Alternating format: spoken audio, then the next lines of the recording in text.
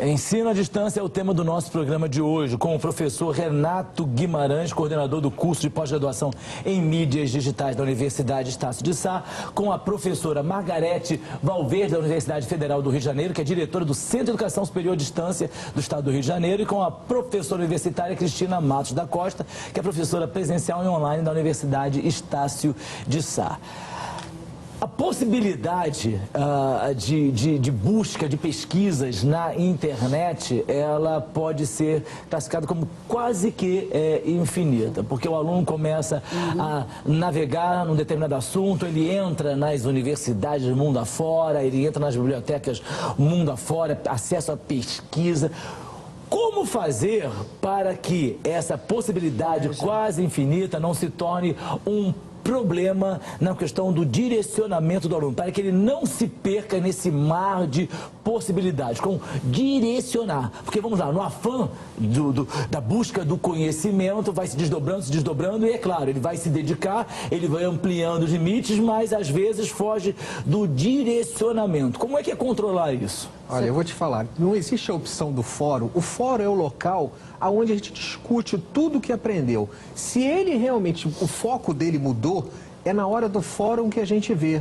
Ah, ele está indo para o caminho que não é o caminho da matéria. E ali é aquele momento que a gente traz ele de volta, focando na matéria, e é o local onde a gente discute exatamente tudo que ele entrou na internet, no hipertexto, pulando de um link para o outro, e o que ele descobriu. Se aquilo foge do foco, é o momento que a gente traz ele de volta para a participação do aluno, que está fazendo curso no fórum, nessas... É fundamental. É indispensável. É fundamental. É indispensável. Mas você percebe, você consegue perceber isso?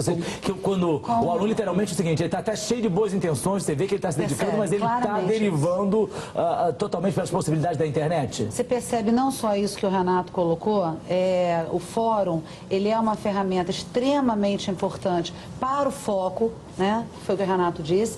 E ali também, nessa abertura de internet, a gente tem que ter muito cuidado com plágio. Isso acontece demais. Isso acontece demais. Você antecipou minha pergunta, Cristina. Acho que é a segunda vez, né? Você está conectado online aqui. Estou online com as perguntas.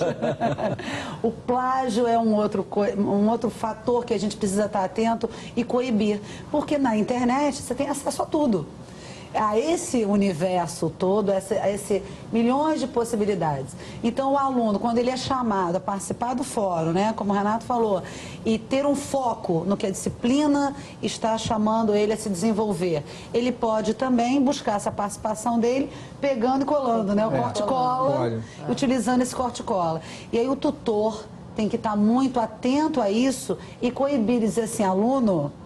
Não é plágio, a gente quer a sua construção, a gente quer a sua contribuição para esse assunto. Você não quer um corte-cola.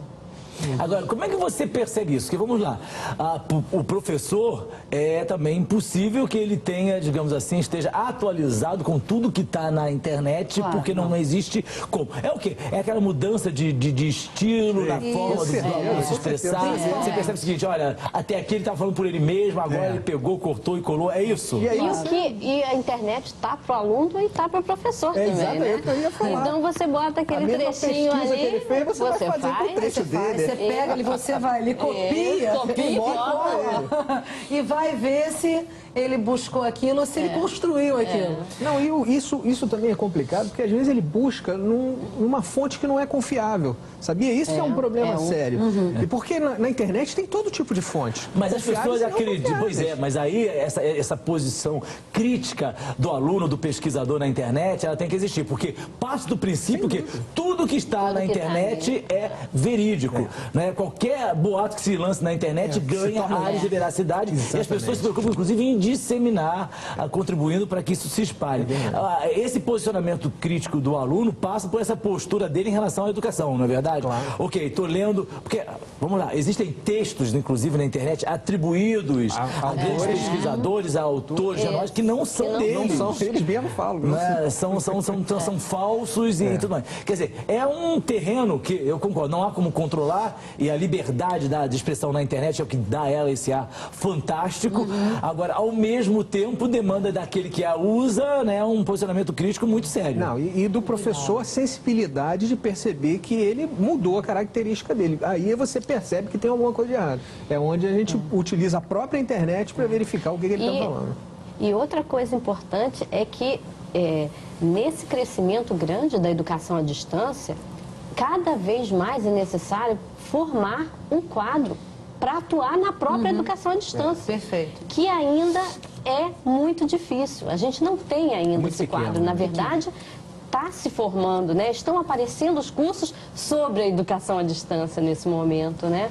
E eu acho que talvez a dificuldade grande que a gente ainda tenha resida no fato de ainda não termos muitos profissionais qualificados para atuar na área. Mas é uma barreira que também a gente está vencendo aos poucos, né? E eu acho que com o tempo a gente... Aí administrar essa situação vai ficar mais fácil na medida que os profissionais sabem, né? Sabem quais são os problemas que eles podem encontrar e quais são as soluções que ele deve buscar. Tem duas questões aí, né, em relação a esse professor, né?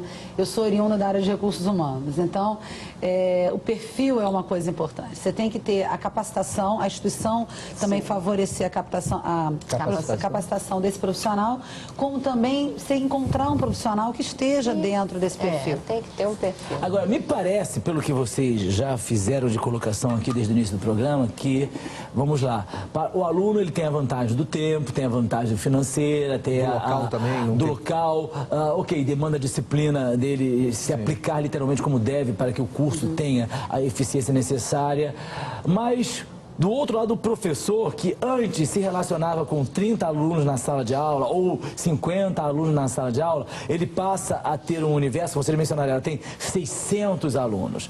O professor, ele é muito mais exigido, ele é muito mais demandado nesse processo online do que no processo da educação convencional. É isso mesmo? É, sim. É isso mesmo. Completamente diferente do que os professores acham. Você não tem relacionamento. Você tem relacionamento com todos os alunos. E tem um relacionamento tal qual a sala presencial. Você se envolve com os problemas, eles contam o problema dele para você. Ah, minha mãe foi atropelada hoje, desculpa, professor, por isso que eu não tenho participado. Eles falam da vida dele, você tem um relacionamento afetivo como você tem numa sala presencial. E eu acho que às vezes mais fácil, para alguns alunos até mais fácil, porque a máquina né, te protege, você tem a sua identidade preservada. Quando a sua identidade está preservada, você pode se colocar, você pode interagir.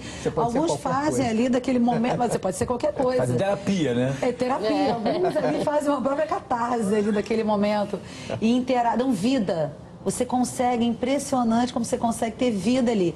E o profissional é muito mais cobrado, diferente do que muitos professores ainda que resistem a essa modalidade, ou que não tem mesmo a questão do perfil, pensam disso.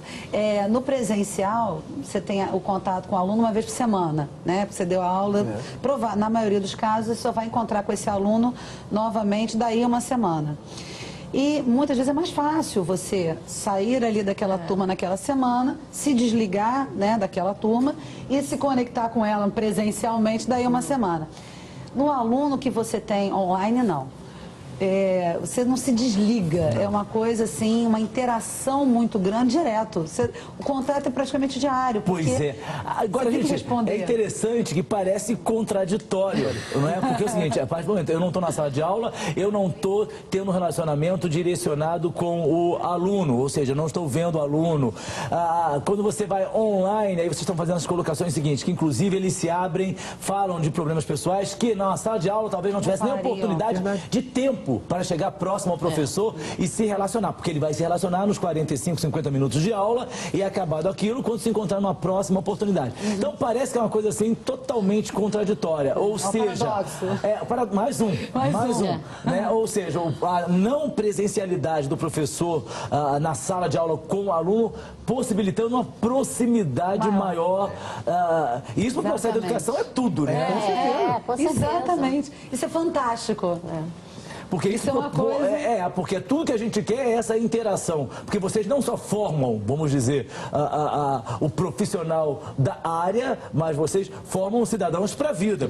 Esse é o papel mais complicado do professor. E sabe uma coisa que foi emocionante? esse aluno, né, que você está falando, e tendo justamente esse feedback do aluno, agradecendo, né, tanto pelo conteúdo, mas pela dedicação.